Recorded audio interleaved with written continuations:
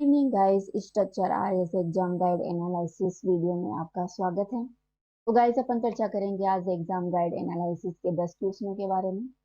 तो आज का पहला क्वेश्चन है, सबसे पहले अपन जिस क्वेश्चन की चर्चा करते हैं वो क्वेश्चन है, भारत में राष्ट्रपति भवन स्थित जो दरबार हॉल है का नाम बदलकर क्या रखा गया। दोस्तों, हाल ही में सरकार के द्वारा जो अंग्रेजी हुकूमत थी उसको समाप्त करने के लिए जो दरबार हॉल है इसका नाम बदलकर बताओ क्या रखा गया है। यहाँ पर ऑप्शन दे रखे हैं, विजय स्तंभ, गणतंत्र मंडप, भारत मंडप और स्वागतम। इसका नाम रखा गया गाइस गणतंत्र मंडप। गणतंत्र दिवस मनाया जाता है अपनी 26 जनवरी को, उसी को ध्यान में रखते हुए इसका नाम है, दरबार हॉल का नाम है जो कि राष्ट्रपति भवन के अंदर है। इसका नाम गणतंत्र मंडप रखा गया है। अगला क्वेश्चन है गाइस,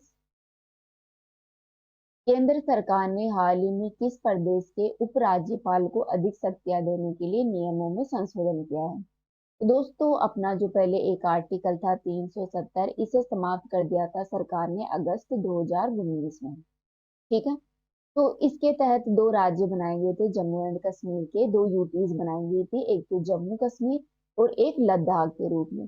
तो हाल ही में सरकार ने जो अपना जम्मू कश्मीर है वहां पर जो उपराज्यपाल है, जो कि अब ये यूनियन टेरिटरीज बन गई है, तो ये जो सेंट्रल गवर्नमेंट है राष्ट्रपति के अंडर आता है, और यहाँ पर जो शासन संचालन किया जाता है वो प्रशासक के द्वारा किया जाता है। मतलब जो उपराज्यपाल राज्यपाल होता है उनके अंडर आता है। तो जम्मू कश्मीर के जो उपराज्यपाल हैं इनकी हाल ही में शक्तियां बढ़ा दी गई हैं सरकार के द्वारा, और जो 370 था वो आर्टिकल समाप्त कर दिया गया वर्तमान में। अगला क्वेश्चन है, हाल ही में कहा कि उच्चतम न्यायालय ने समलैंगिक जोड़ों को अधिकार प्रदान किया है। तो दोस्तों, जो समलैंगिक जोड़े होते हैं, ट्रांसजेंडर जो अपन शब्द सुनते हैं, इनको लेकर हाल ही में जो नई जागरूकता है वो लोगों में बहुत ज्यादा बढ़ी है। भारत में भी समलैंगिकता को मान्यता प्रदान की गई है सुप्रीम कोर्ट के द्वारा। तो समलैंगिक जो जोड़े होते हैं उनको भारत में मान्यता, सॉरी, इनको हाल ही में किस देश में मान्यता प्रदान की है। दोस्तों, जो अपना दक्षिणी कोरिया है, दक्षिणी कोरिया जो कि अपना पूर्वी एशियाई देश है, ठीक है, एक पूर्वी एशियाई देश है, तो इस देश के द्वारा इन जोड़ों को अधिकार प्रदान किया है। अब मुझे बताइए कि क्या भारत में समलैंगिक जोड़े होते हैं उनको अधिकार प्राप्त होते हैं, कमेंट में जरूर बताना। अगला क्वेश्चन है, किस राज्य में पहली ट्रांसजेंडर सब इंस्पेक्टर को नियुक्त किया गया है। दोस्तों, ट्रांसजेंडर जो महिलाएं होती है उनको आगे बढ़ाने के लिए, ट्रांसजेंडर जो व्यक्ति होता है उनको समाज में एक उच्च स्तर का दर्जा देने के लिए सुप्रीम कोर्ट के जजमेंट के बाद जो कि 2019 में आया था, उसके बाद इन जो ये लोग हैं इनको विभिन्न क्षेत्रों में नियुक्ति दी जा रही है। पहले इनको बहुत सारी प्रॉब्लमों का सामना करना पड़ता था, हालांकि अभी भी इनको बहुत सारी प्रॉब्लमों का सामना करना पड़ता है, फिर भी एक अच्छी शुरुआत है। तो पहला राज्य बन गया है जिसने ट्रांसजेंडर सब इंस्पेक्टर नियुक्त की है। तो गाइज, हाल ही में बिहार में जो ट्रांसजेंडर सब इंस्पेक्टर है उसको नियुक्त किया गया है। नेक्स्ट क्वेश्चन है, यूनेस्को ने मध्य प्रदेश के किस शहर को सिटी ऑफ म्यूजिक की मान्यता दी है। तो बताइए, मध्य प्रदेश का शहर है जिसे सिटी ऑफ म्यूजिक की मान्यता दी गई है। तो दोस्तों, यूनेस्को का जो ग्वालियर शहर है उसे सिटी ऑफ म्यूजिक की मान्यता दी गई है। किस कौन सी संस्था के द्वारा दी है, यूनेस्को के द्वारा इसे मान्यता दी गई है। कौन सा, ऐसे पूछ लिया जाए कि हाल ही में सिटी ऑफ म्यूजिक जो ग्वालियर में स्थित है, इसको मान्यता किस संस्था ने दी है, तो वो दी है यूनेस्को ने। अपन यहाँ पर कुछ यूनेस्को की चर्चा भी कर लेते हैं। दोस्तों, यूनेस्को का पूरा नाम है United Nation Education Scientific and Culture Organization, अर्थात संयुक्त राष्ट्र शैक्षिक वैज्ञानिक सांस्कृतिक संगठन। ठीक है दोस्तों, ये यूएनओ है जो अपना संयुक्त राष्ट्र संघ है, उसकी एक स्पेशलाइज्ड एजेंसी है, उसका एक भाग है, जिसका हेडक्वार्टर अपने पेरिस में स्थित है। पेरिस कहाँ है, फ्रांस में, फ्रांस की राजधानी है पेरिस, वहीं पर गाइस इसका हेडक्वार्टर स्थित है। इसकी स्थापना की गई थी गाइस 16 नवंबर 1945 में। पूछ लिया जाता है कि यूनेस्को की स्थापना कब की गई थी, तो 16 नवंबर 1945 में। भारत की आजादी से पहले ही इसकी स्थापना की जा चुकी थी। यूनेस्को के कार्य क्षेत्र के बारे में बात करें तो गाइस यह संस्था है वो एजुकेशन, प्रकृति, सामाजिक विज्ञान, संस्कृति, संचार आदि के माध्यम से जो इंटरनेशनल पीस है, अंतर्राष्ट्रीय शांति आदि को बनाए रखती है, उसको बढ़ावा देती है।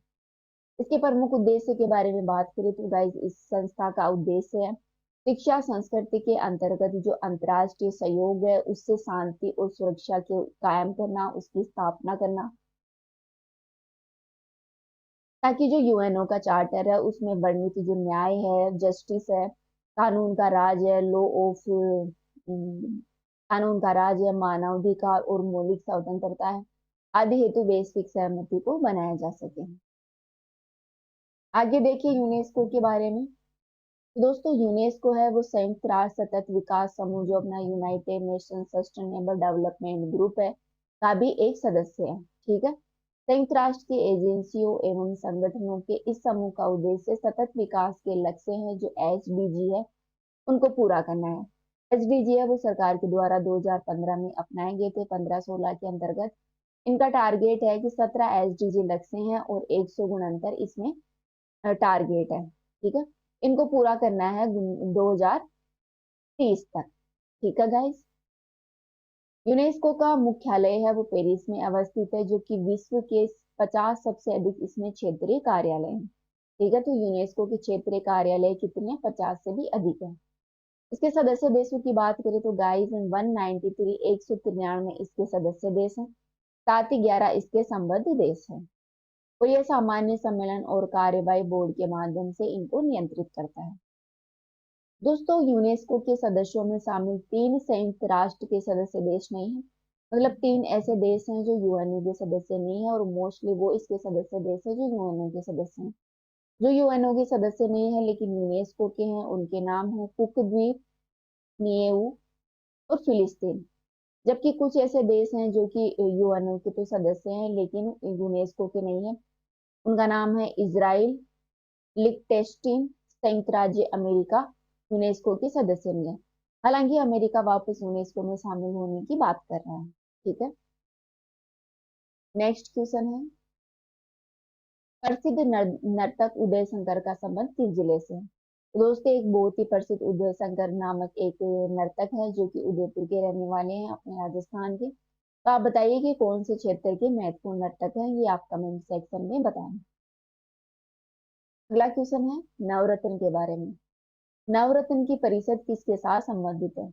दोस्तों यहाँ पर हर्षवर्धन, देवपाल, चंद्रगुप्त द्वितीय और बाला सेन के बारे में दे रखा है। तो नवरत्न है वो किसके क्षेत्र में प्रसिद्ध है, आप बताइए। तो गाइस चंद्रगुप्त द्वितीय थे, उनके दरबार में नवरत्न काफी प्रसिद्ध थे।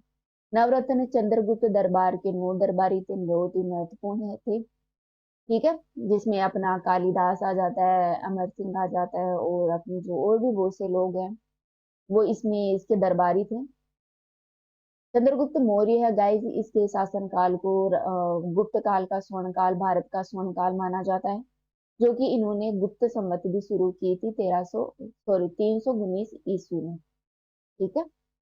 इन्होंने गुप्त संवत चलाई थी और इनके शासन काल को स्वर्ण काल कहा जाता है। ठीक है। ये बहुत ही महत्वपूर्ण एक शासक रहे थे चंद्रगुप्त द्वितीय, जिनका गुप्त काल के ये महत्वपूर्ण शासक है। इनके बाद में जो राजा आए थे उनका नाम था समुद्रगुप्त। ठीक है।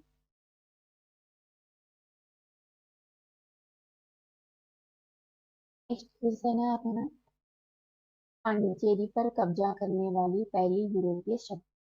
दोस्तों बताइए, पांडिचेरी है जो कि बहुत ही प्रसिद्ध क्षेत्र है, इस पर कब्जा करने वाली पहली यूरोपीय शक्ति का क्या नाम है? वो थे पुर्तगाल, जिसने सबसे पहले पांडिचेरी पर कब्जा किया था। पुर्तगाली पहले लोग थे जो कि भारत में सबसे पहले आए थे। नेक्स्ट क्वेश्चन है, शरीर की कौन सी ग्रंथि इंसुलिन का स्त्राव करती है? तो दोस्तों यहाँ पर 3 ग्रंथियों के नाम दे रखे हैं, उनमें से बताइए। इंसुलिन होता है जो कि डायबिटीज आदि के लिए जरूरी होता है, डायबिटीज का कारण बनता है। ये कहाँ से, कौन सी ग्रंथि से स्त्रावित होता है? तो गाइस ये जो अपनी अग्न्याशय ग्रंथि है उससे स्त्रावित होता है। अपना अंतिम क्वेश्चन है, निम्न में से रोजगार गारंटी योजना शुरू करने वाला पहला राज्य कौन सा है? दोस्तों रोजगार जो वर्तमान में बेरोजगारी बढ़ रही है उसको कंट्रोल करने के लिए महाराष्ट्र सरकार के द्वारा रोजगार गारंटी योजना शुरू की गई है। ठीक है।